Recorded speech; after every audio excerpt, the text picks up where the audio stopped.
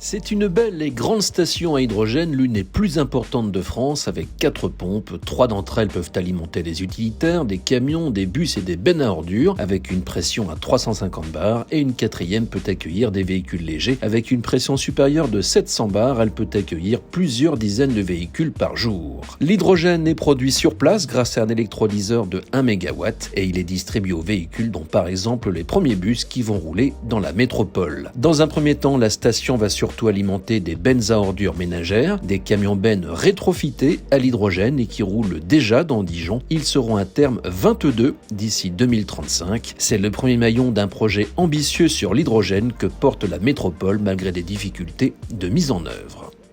Nous inaugurerons cette station avec 2 ans de retard, certes, mais avec une ambition renouvelée et intacte et une détermination totale.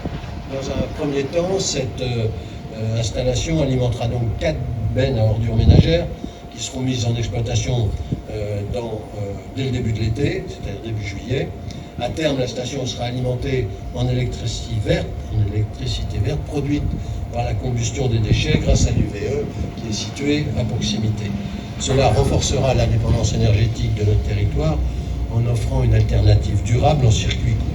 Et le point fort de la station de Dijon, c'est qu'elle produit son hydrogène grâce à une électricité verte qui provient de son centre de traitement des déchets. Le site valorise 140 000 tonnes par an de déchets provenant de toute la Côte d'Or, des déchets qui sont triés puis incinérés. C'est une installation assez unique en son genre qui produit en électricité l'équivalent de 37 gigawattheures, dont 10 assurant ses besoins propres. Le centre de valorisation des déchets produit donc de l'électricité renouvelable qui est revendue sur le réseau et qui va aussi alimenter l'électrolyseur de la station. Il ne s'agit toutefois que d'une première étape dans l'écosystème hydrogène de Dijon. L'inauguration de cette station marque aussi la première étape d'un ambitieux projet global de 100 millions d'euros, un projet qui est pionnier en France et qui démontre notre engagement en faveur de la transition énergétique et écologique pour décarboner notre territoire.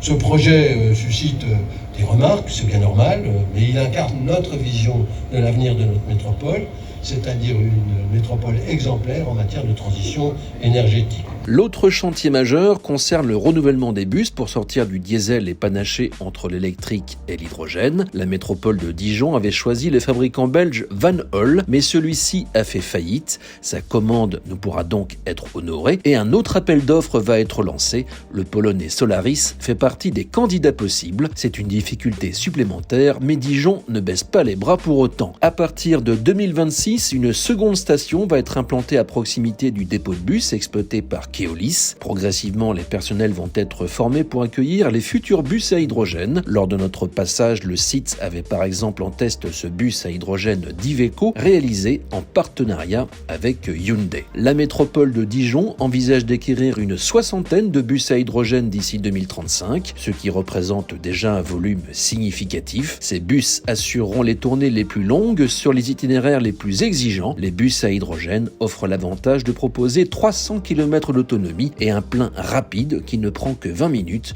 au lieu des 4 heures nécessaires pour refaire le plein d'une batterie.